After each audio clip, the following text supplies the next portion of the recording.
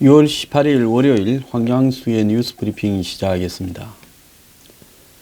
제가 지금부터 31년 전에 87년 6월 18일은 군에 있었습니다. 제 기억으로는 제가 당시 부산에 군부대에 있었는데요. 6월 18일이 데모가 제일 심했습니다. 당시 60항쟁이라고 부르는 민주화 시위 중이에요. 그래서 6월 18일 날 밤에 전부 전투복을 입고 워커를 신고 이 계엄군으로 데모 진압을 위해서 군이 투입되는 밤샘 대기를 하다가 마지막에 해제되어서 새벽에 군화를 벗고 잠들었던 걸로 기억이 납니다. 그때 머릿속에는 정말 복잡했습니다. 데모 하다가 잡혀온 내가 이 데모하는 사람들을 진압하러 나가야 되는가 온갖 생각을 다 했어요. 자, 그랬는데 지금 31년이 지났습니다. 많은 사람들은 직접 민주주의가 이루어지고 있다고 좋아하겠지만은 오늘 아침에 출근을 하는데 이러려고 참 청춘이 그렇게 멍들어 갔나 생각을 하니까 제 스스로가 좀 청춘을 돌려다오라고 이야기하고 싶었습니다. 자, 6월 18일 월요일인데요. 이제 여름에 접어든 것 같습니다.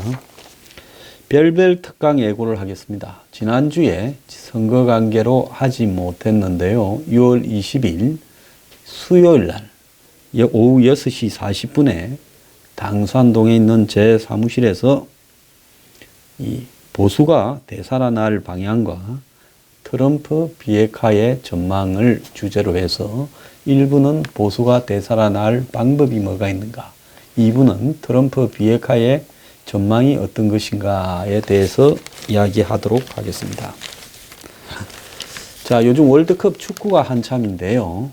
프로 선수가 한 명도 없고 치과 의사가 감독이고 CF 조그만 영화 찍는 이런 사람이 골키퍼를 하고 메시 몸값이 수백억인 아니 뭐 천억도 넘을지도 모르죠. 이런 메시를 전담한 사람은 소금을 만드는 소금 장수고, 자, 이런 인구 34만 명의 아이슬란드가 축구 우승 후보 아르헨티나와 비겼습니다.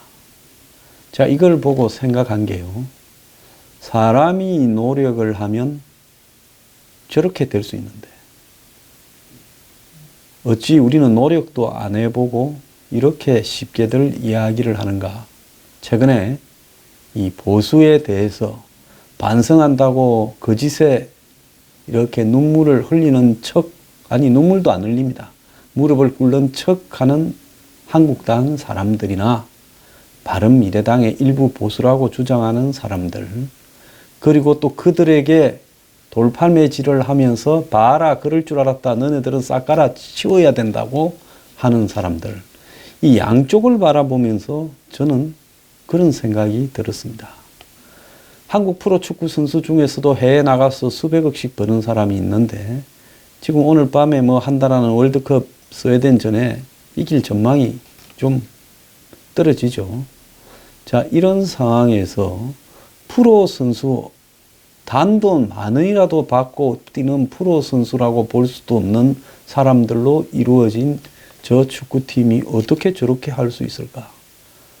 우리가 프로가 정말로 프로일까? 정치인들은 제가 볼 때 이 프로 선수 아닙니까?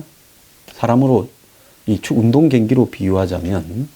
그런데 이 프로 선수인 직업 정치인들이 저렇게 실력이 떨어졌어야 아예 저 사람이 없는 상황에서 정말 아마추어들이 정치를 해도 저거보다는 더 잘할 수 있지 않을까, 이런 생각도 듭니다. 자, 그런데 지금 한국당이 무릎을 꿇고 뭐 의총에 소집해서 무릎을 꿇었다는데요. 저는 그 김성태 대표가 이런 거 잘하는 부분에 대해서 나쁘게는 생각하지 않습니다만 이제 무릎 꿇고 울고 뭐 단식하고 이런 것도 좀 그만했으면 좋겠어요. 왜? 진정성이 없는 사람이 무릎을 꿇으면 그걸 지켜보는 사람이 아 그렇구나 저래라도 하니 봐주자라고 하는 게 아니라 정말 그 꿇은 무릎을 갖다가 망치로 한 대 때리고 싶을 정도로 분노를 불러 일으키는 거예요. 제가 이 무릎 꿇은 한국당 전신 새누리당에 정말로 분노했던 거는 2016년 4월에 누가 봐도 가짜 평론가들은 200석에 도달할 줄도 모른다라고 한 한국당이 선거 직전에 위기가 감지되자 진박 논쟁을 벌리면서 그렇게 장난을 치던 친박 핵심이니 뭐 비박이니 하는 친구들이 대구 두류산 공원에서 무릎을 꿇고 밀어달라고 하는 모습을 보면서 대구는 저들에게 무릎 꿇으면 표 주는 데밖에 안 되나 빗자루를 꼽아놓고 표를 달라는 게 낫겠다라는 생각이 들었습니다. 자, 이번에 한국당이 이 무릎 꿇는 의총에 전체적으로 참가한 사람도 112명 가운데 60명밖에 안 되었고 일부 의원은 그 선거 다음 날에 골프 치러 간다고 이 의총을 연기해달라고 한 사람도 있고 그래서 그렇게 뭐가 잘못했는지에 대해서 결론도 내리지 않은 채 무릎을 꿇는 모습을 보인 거. 저 보십시오. 저 무릎 꿇은 사람들. 자, 들어봐도 내 한번 꿇어주고 말지. 선거가 원수다. 표가 원수다 하면서 무릎 꿇고 저래 있는데 양복 바지 튀어나올까봐 저 좋은 이 양복 바지들 튀어나올까봐 걱정도 됐을 거라고 봅니다. 자, 홍 대표가 가면서 한마디 하고 갔는데요. 자, 뭐라고 했는가 하면 고관대작 지내고 국회의원을 아르바이트로 생각하는 사람, 주한 사생활로 정계에 둘 수 없는 사람, 국비로 세계 일주가 꿈인 사람, 카멜론처럼 하루 몇 번씩 변색하는 사람, 심지어 뭐 술 먹고 술이 덜 깬 채 오는 사람도 이야기를 했습니다. 자, 그러면서 이미지 좋은 초선으로 가장을 하지만 밤에는 친박에 붙어서 앞잡이 노릇하는 사람, 친박 행세로 국회의원 공천받고 수차례 중립행세하는 사람, 감정 조절이 안 되는 사이코패스 같은 사람, 얼굴 갱력 하나로 소신 없이 정치 생명을 연연하는 사람. 그래, 이런 말을 했습니다. 그래서 뭐 다수는 이런 말이 맞다고도 해요. 근데 제가 홍 대표한테 이야기하고 싶은 거는 당신이 왜 집에 간 줄 알아요? 있을 때 이런 거를 갖다가 정리하고 가야지. 그걸 뻔히 알면서도 정리 안 한 당신 더 문제다. 난 그렇게 봅니다. 자, 그래서 지금 한국당이 회생의 가능성이 있느냐? 전직 당대표 말 빌자면 사이코패스도 있다. 술 먹고 의총에 온 사람도 있다. 얼굴이 반반해서 그거 하나로 그냥 적당히 국회의원 해먹는 사람도 있다. 자, 그런데 지금 다음 날부터 초선은 초선대로 물러나라 하고 중진은 중진대로 또 모여서 대책 강구한다 해놓고는 기자들이 와서 하지 못했다. 너나 나나 다 나서서 니 탓 내 탓 하고 있습니다. 김성태 대표는 오늘 쇄신을 발표한다는데요. 자, 김성태 대표한테 이야기를 좀 하고 싶은 것은 당신들이 그렇게 좌파라고 말을 했던 민주당조차도 2012년 대선에 패배하고 나서 대선 패배를 갖다가 분석하기 위한 위원회를 만들어서 그 위원회에서 백서 발간을 해서 무엇 때문에 졌는가라는 걸 책으로 한 건 만들어냈습니다. 그 책에 지적된 내용을 보면 오늘날 문재인 패거리가 하고 있는 폐단들을 다 지적하고 있어요. 물론 그 백서를 내고도 똑같이 해서 반성은 안 하고 집권까지 해서 지금 한국당을 패배시켰습니다. 참 그런 사람들한테 표를 준 국민도 희한하지만 어쨌거나 그쪽은 백서까지라도 한번 냈는데 한국당은 백서도 내지 않은 채 벌써 무릎 꿇고 벌써 오늘 쇄신의 틀을 발표한다. 웃기는 이야기라고 생각합니다.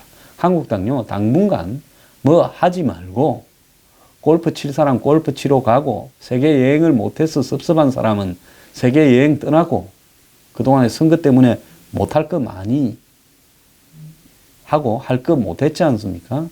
그리고 술 먹고 싶은 사람은 실컷 룸살롱 가서 술이나 좀 들고 이렇게 한 다음에 한 달쯤 뒤에 모여서 패배의 원인이 뭔가 진단하는 게 맞는 거 아닌가 이런 생각을 해요. 근데 자기들끼리도 내부의 회의에서 여러 이야기가 나오는 모양인데 제일 기가 찬 대목이 안보관을 바꾸어야 된다.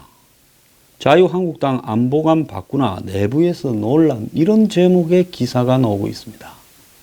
안보관이 수구 꼴통이라서 반공이라서 졌다. 이런 이야기를 하는 사람이 한국당 이 안에 수두룩하고 또 한국당 밖에서도 소위 정치평론가, 교수, 전문가라는 사람들이나 언론들이 이 문제를 지적하고 있습니다. 제가 이 대목에서 좀 기가 찬데요. 한국당이 안보관이 강경에서 졌습니까? 홍준표가 안보관이 비현실적이라서 마지막에 미북 회담이나 이런 부분에 대해서 남북 회담에 대해서 비판적 발언을 해서 국민들이 한국당을 심판했다. 이렇게 보십니까? 지금 뭐 전면 인터뷰를 통해서 정치 전문가나 원로라는 사람들이 그런 이야기를 하고 있어요. 아니지요. 국민들한테 왜 이 시기에 안보가 중요하냐라는 부분을 논리적으로 설명을 하고 국민들이 설사 설득이 안 된다 하더라도 안보를 지키기 위해서 철저하게 투쟁하지 못했기 때문에 지금 모두가 공감하는 것은 아무리 표가 줄어도 30%는 있다는데 한국당이 이번에 서울시나 이런 곳곳에 덜표한 걸 보면 30%가 안 되는 데도 많이 있고 그러지 않습니까? 그 표도 제대로 못 모았다라는 것은 그 패인이 어디라고 생각합니까? 중도가 정말로 안보 때문에 한국당에 등을 돌렸는가? 이런 부분을 바라볼 때 패인을 안보라고 이야기하는 것은 매우 잘못됐다고 생각을 하고 문 정권의 비에 맞춰서 한국당이 지금 안보 노선을 청산하고 그럼 한국당이 현재 안보 노선을 청산하면 한국당하고 민주당하고 다른 점이 뭡니까? 좀 있으면 이제 한국당이 가지고 있는 경제관도 청산하라 할 겁니다. 제가 한국당의 경제관념이 제대로 있는지도 의문이지만은 그래서 주변에서 선거 졌다고 뭐라 하면 뭐라 할 때마다 아 이것 때문에 졌구나. 우리가 이 수구 꼴통처럼 하는 것을 다 바꿔야 되겠다. 그래서 하나씩 하나씩 바꾸면 나중에 한국당이 정의당이나 통진당처럼 되지 않겠습니까?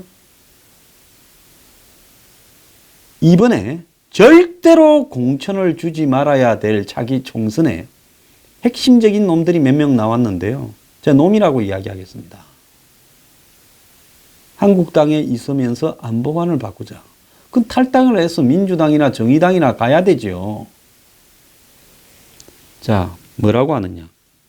저희가 잘못했습니다라고 플래카드 이렇게 걸고 무릎 꿇은 한국당의 이런 모습 속에 지금 김성태 원내대표는 이 사람도 똥 오줌을 못 가리는 사람이에요. 당 쇄신을 위해 수구 냉정적 사고에서 탈피해야 된다 이래 말했습니다.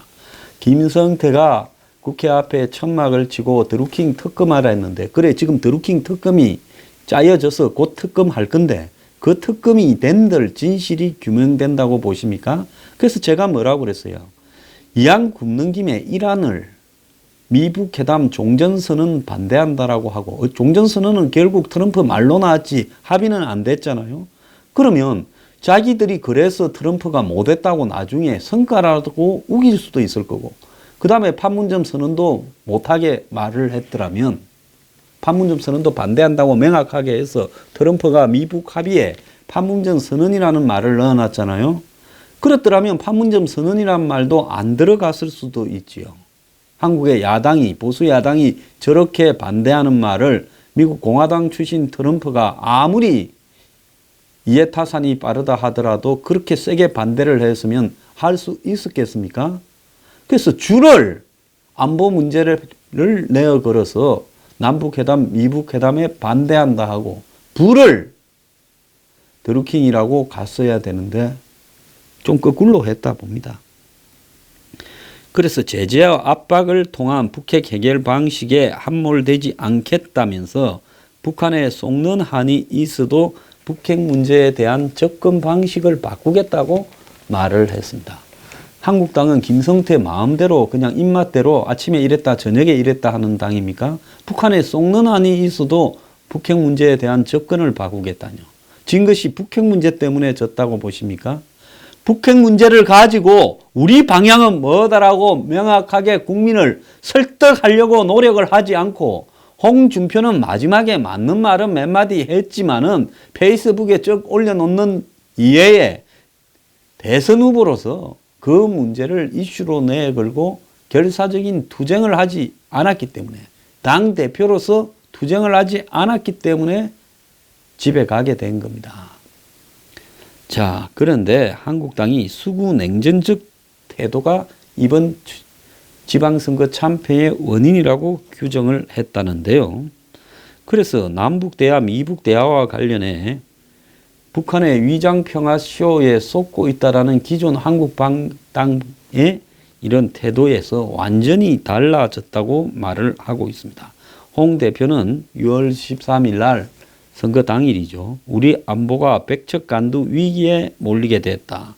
우리 정부가 남북 평화쇼에만 정신이 팔려 있으니 이렇는데 이런 노선 전환은 반공 보수 이념에 뿌리를 두고 있는 한국당의 오래된 정치적 관행과 결별을 요구한다라는 점에서 기존 지지층의 이탈 우려 등으로 인한 당내 갈등을 예고하고 있다. 언론은 이렇게 보도를 하고 있어요. 자, 김진태 의원은 콘크리트 우파가 30% 존재하는 게 입증됐다며 이들을 실망시켜서는 안 된다. 이렇게 강하게 반발을 했다 하고 홍 전 대표는 참패 원인에 대해 앞에서 말한 것처럼 구적을 거론하면서 선거의 패배는 당의 노선뿐 아니라 노선 때문이 아니라 비양심적이고 계파 이익에 우선하는 의원들 때문이었다라고도 이렇게 비판을 하고 있습니다. 자, 안보 지금 광풍이 불고 있어요. 제가 볼 때 이 안보 문제에서 국민들 다수가 지금 대북평화 사기 시효에 썩고 있습니다. 문재인도 속였고 트럼프도 속였습니다. 일부 보수에서도 국민들을 속이고 있는 사람들이 있습니다. 마치 이것이 잘 되어 갈 것처럼요. 지켜보자. 모든 것이 해결된다. 트럼프 하나에 해결될 것 같았으면 그러면 트럼프가 이래도 해결되고 저래도 해결될 건데 걱정을 뭐 하고 있습니까? 다들 그냥 걱정하지 말고 트럼프가 전지전능하니까 알아서 해결하라고 놔놓으면 되죠. 자, 그런데 한국당은 내부적으로는 벌써 당권에 집중하고 있습니다. 솔직히 이 당이 잘못된 거는 제가 지난번에 한 8개인가 9개인가 이야기를 했다시피 인적인 청산을 해야 돼요. 친박뿐만 아니라 비박도 똑같아요. 이명박이하고 친했느냐 박근혜하고 친했느냐 차이지 이 여기에 무슨 차이가 있어요. 솔직히 말하면 투쟁력도 없고 출신 성분부터가 투쟁을 하지 못하는 사람들입니다. 이 투쟁을 하려고 하면요.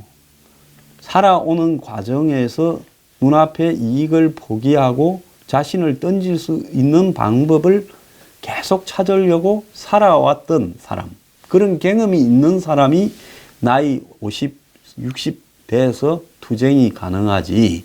살아오면서 자기 하나만 잘 먹고 잘 살겠다라든지 온실에서 부모가 물려준 돈과 사회적 지위를 가지고 편하게 국회의원 된 사람이 투쟁력이 생길 수 있겠습니까? 있을 수가 없지요. 솔직히 한국 정치는 그야말로 투쟁입니다. 야당을 하든지 여당을 하든지 다 투쟁이에요. 왜?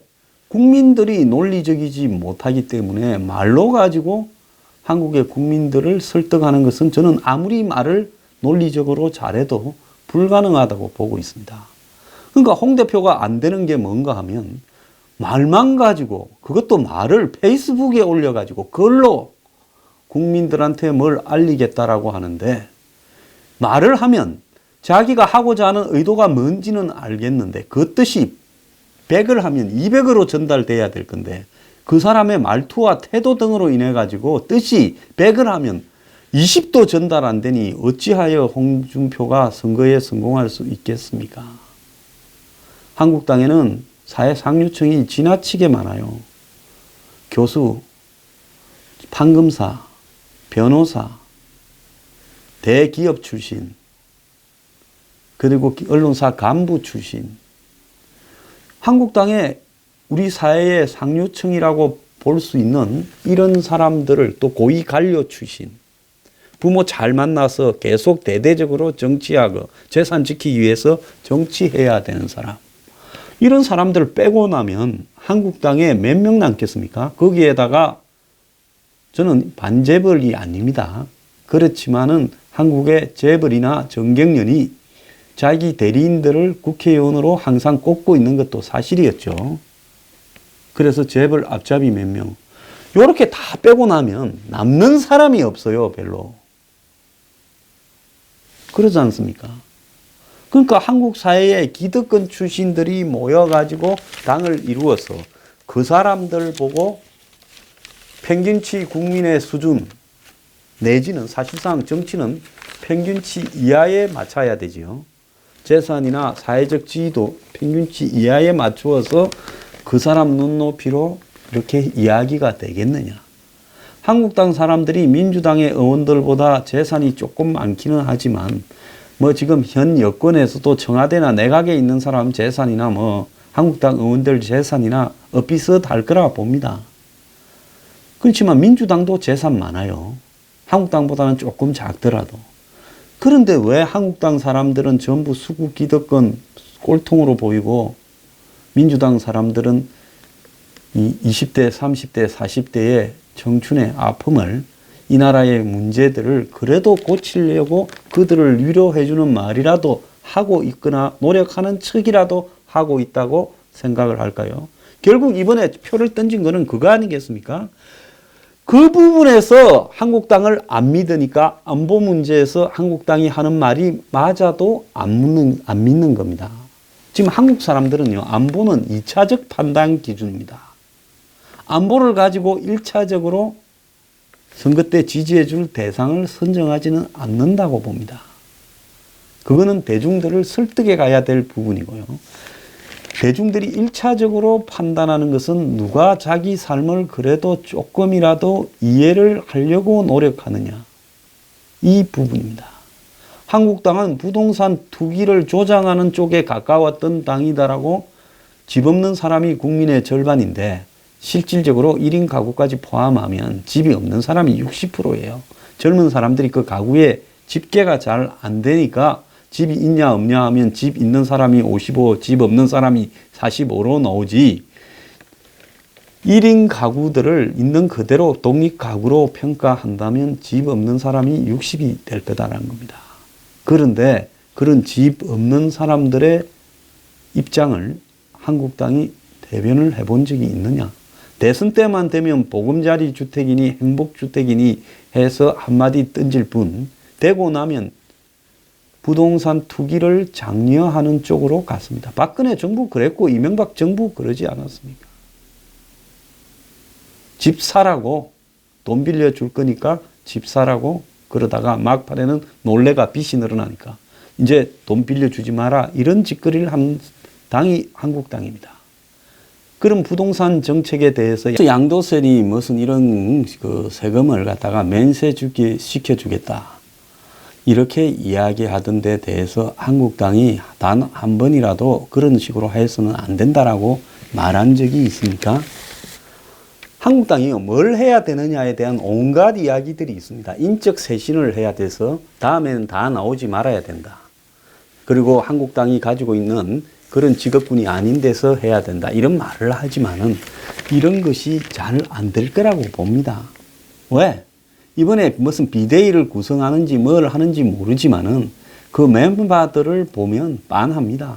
바른미래당이 비대위 구성한다 해놓고 당 내부에 있는 40대로 구성을 한다. 그래가지고 당 내부에 있는 애들은 정치하겠다고 30, 40대의 정치판 근처에서 얼쩡거리는 젊은이들 치고 솔직히 말하면 정상 별로 없습니다. 진짜 정상적인 사람은 30, 40대의 정치권에 얼씬거리지도 않아야 되고요. 솔직히 말하면 정치에 너무 깊은 관심이 있어도 안 되는 겁니다. 자, 그런 사람들을 데리고 나이만 가지고 젊은 사람들로 당의 비대위원을 임명했다 하는 것도 쇼고, 한국당이 비대위원을 임명해봤자 고밥에 고나물로 또 할 거예요. 옛날에 한국당의 홍준표 대표가 한 석 달 전입니까? 자기 스스로 셀프 디스를 하겠다면서 자기한테 욕해줄 사람을 찾는 데서 제가 방송에 나가 그랬어요. 나 좀 불러가 홍 대표 앞에서 욕 좀 하라시오. 제대로 진짜로 정신이 번쩍 들도록 욕을 해줄게. 불러라 했는데 안 부르잖아요. 안 부르지요. 왜? 겁이 나서 못 부르지요. 그래서 한국당이 뭔가를 획기적으로 이렇게 사람을 바꾸려거나 생각을 바꾸려거나 하는 게 아니라 표가 나온 데 대한 언론의 분석, 세간의 한마디로 이 정치 평론에서 밥 먹고 사는 교수들 분석에 따르면 안보 노선이 지나치게 극우적이라서 졌다. 이제 이렇게 말을 합니다. 이 말의 배후에 누가 있다고 봅니까? 문재인이 있죠. 이 정권이 있죠. 언론이나 그런 전문가들한테 시켜서 이렇게 말하라고 하지요. 가장 큰 영향력을 끼친 요인은 이 안보 문제가 맞지만은 그 안보 문제 때문에 졌다라는 말에는 한국당의 안보가 주장이 정확하게 뭔지를 국민에게 제대로 알리려고 하지 않았다라는 부분도 포함되어 있는 거지, 한국당이 너무 오른쪽이라서 졌다라는 것은 사실이 아닙니다. 왜? 오른쪽일 만큼 이야기나 했어요. 홍준표 말고 한국당에 있는 이 기회주의적이고 이쪽 저쪽 눈치 보는 해바라기들이 누가 나서서 안보 문제에 대해서 이야기를 했어요? 김성태 대표조차도 말을 안 하고 홍 대표가 그런 이야기를 하니까 반대하는 듯하게 선거 전에도 이야기를 했잖아요. 그런데 누가 나서서 안보 문제를 주장을 하기나 했습니까? 웃기는 소리 좀 하지 마라 그랬어요. 그래서 안보 문제 때문에 진 게 아니라 안보 문제를 제대로 내어 걸고 국민들에게 알리려고 하는 노력을 거의 안 했기 때문에 진 거라고 저는 그렇게 규정을 하고 싶습니다. 그래서 한국당이 정말로 바뀌려면요, 사람 못 바꿀 거고 생각도 잘 안 바뀝니다. 그리고 제도나 시스템을 바꾸는 것도 그 사람들이 못 바꿔요. 왜? 사람이 나이 5, 60 들면 안 바뀝니다. 그런 기득권 중에 기득권이 모인 게 한국당의 의원들인데 그 사람이 그걸 바꾸겠어요? 쇼만 하다가 끝나지요. 그래서 한국당이 쇼라도 가장 지금 중점으로 해야 될 부분이 주거 문제. 자, 이 주거 문제에 대해서 한국당은 대부분 사람들이 강남이나 집값 비싼데 집이 몇 채씩이거나 한 채 이상은 있거나 이런 사람들이 많을 거예요.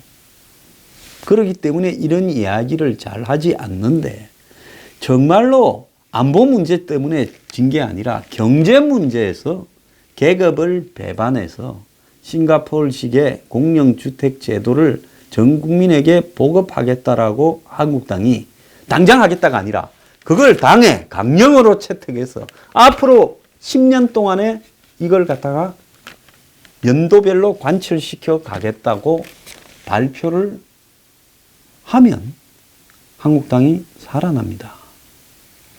과거에 영국에서요, 2차 대전에서 처칠이 죽을 고생을 해서 선거는 이겼는데 1945년 2차 대전이 끝난 뒤에 총선에서 노동당이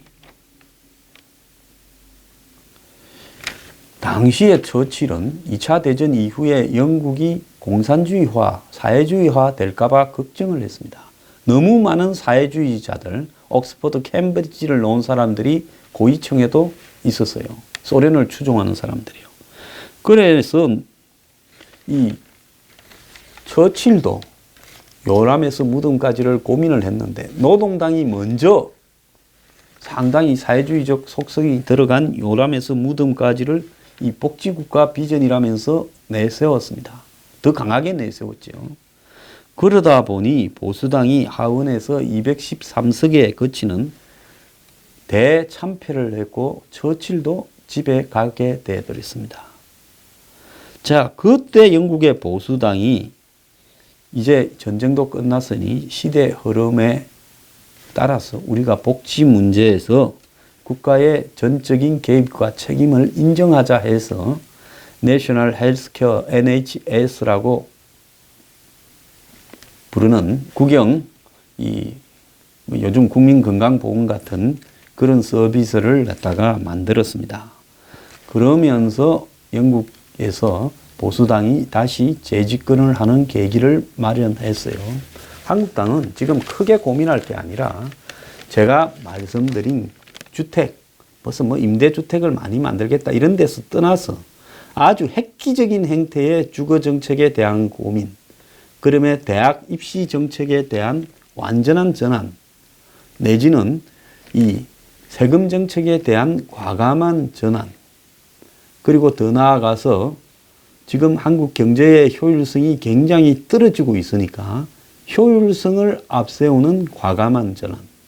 저는 경제의 규제도 중요하고 이 큰 기업들에 대한 압박도 중요하다고 봅니다만은 지금처럼 경제가 죽어갈 때는 일단 살려놓고 봐야 되기 때문에 경제에 대한 과감한 효율성을 높이는 대안 등을 제시하는 것이 필요하다고 생각을 합니다. 그래서 한국당이 이 주거 문제나 입시 문제, 또 청년층의 이 낮은 소득 등에 대한 문제 등을 주거와 더 나아가서 이 경제적 독점에 관한 문제를 해결하는 쪽으로 지금 한국의 주요한 이 생활비 코스트 중에서 많이 들어가는 분야가 대부분 독점에 의한 비용이 지나치게 높은 분야입니다. 이런 부분에 대해서 개선을 해서 생계 비용을 낮추겠다. 그래서 돈을 주는 게 아니라 시스템을 고쳐서 시스템적으로 돈이 적게 들면서 살아가는 쪽으로 주거나 더 나아가서 생활비를 낮추어 주는 쪽, 또 입시를 고쳐서 사교육 비용을 줄이는 쪽으로 안을 내서 그걸 앞으로 우리가 집권 때까지 밀고 가겠다. 그리고 이것은 절대로 바꿀 수 없는 완성될 때까지 우리의 공약이다라고 하면서 국민들 앞에 내세우는 이런 방식의 전환을 모색하는 것이 훨씬 효율적이라 봅니다. 어떤 분이 저한테 한국당 관계자인데 전화 와서 이명박 박근혜를 전 두 대통령을 석방하라 하면 도움이 되겠냐. 제가 그랬습니다. 그거 뭐 그분들 넣으셔야 된다는 건 저는 공감을 하는데요. 빨리 문정권이 무너져야 그분들이 나오지 석방하란다고 당신들이 풀어낼 방식은 있냐? 그건 선거나 방향 전환하고는 아무런 도움은 안 될 문제 같아 이야기를 했습니다. 자, 한국당의 문제는요, 안보 문제가 극우화되어서 있는 게 아니라 안보 문제를 제대로 말하지 못했고 변화하는 시대에 맞게 자신들의 어떤 이 시각 교정을 제대로 하지 못한 부분에 있다라는 걸 제대로 알아야 된다는 겁니다.